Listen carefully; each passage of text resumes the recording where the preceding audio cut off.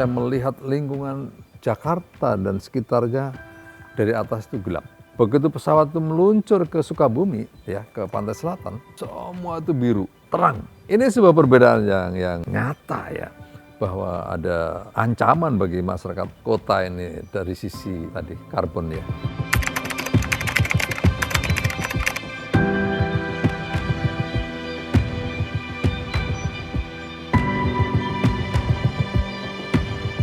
Ya, sebenarnya kalau dilihat dari komitmen pemerintah Indonesia dalam isu global ya, perubahan climate change ini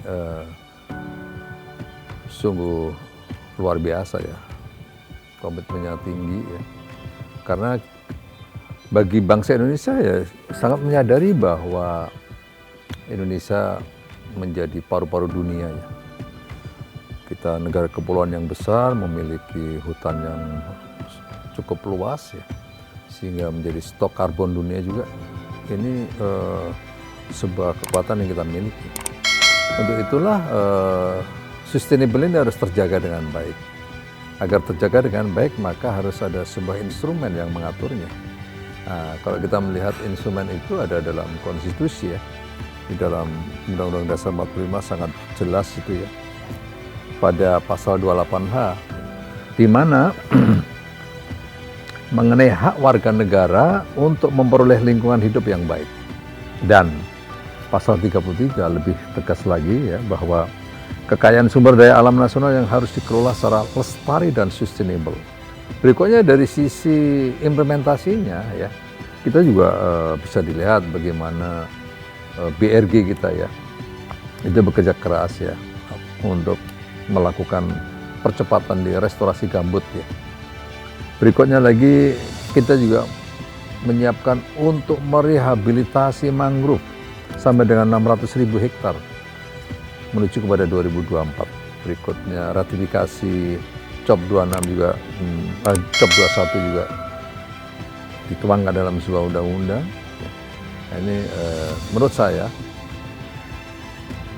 komitmen Indonesia dalam ikut terlibat secara aktif atas isu global yaitu climate change itu sangat tinggi. Itu poinnya.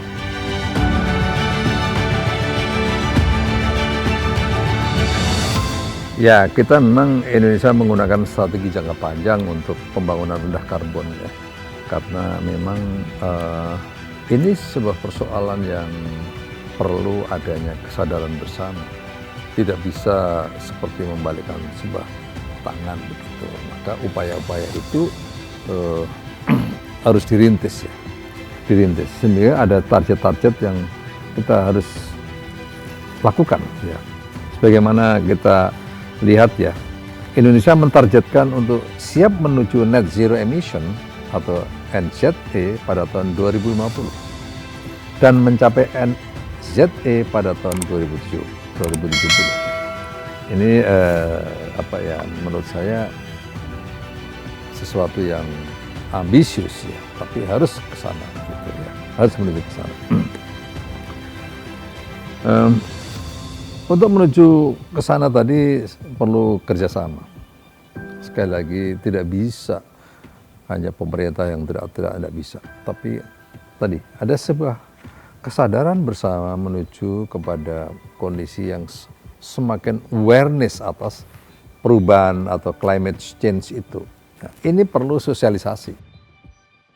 Bagi masyarakat Indonesia, mungkin sebagian besar belum begitu banyak. Apa sih climate change itu? Kenapa itu masuk dalam isu global?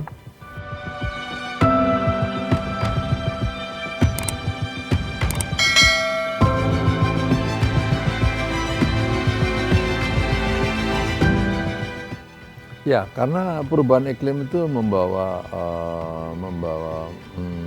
dampak yang kompleks ya. Satu dari sisi ketersediaan pangan ya. Perubahan iklim itu juga akan memiliki konsekuensi. Kalau kita lihat umpamanya kemarin saya ke masyarakat garam ya yang ada di Indramayu Cirebon, bahwa terjadinya ROPS ya. Ini juga salah satu perubahan iklim. Yang tadinya mungkin ROP itu pengaruhnya terhadap abrasi itu begitu kecil, tapi sekarang ini udah mulai signifikan. Berikutnya lagi juga kepada para petani-petani yang lain. Kalau kita tidak aware atas situasi itu, maka berikutnya setelah climate change menjadi isu global, berikutnya adalah isunya food ya, makanan. Nah, ini sesuatu yang beruntun.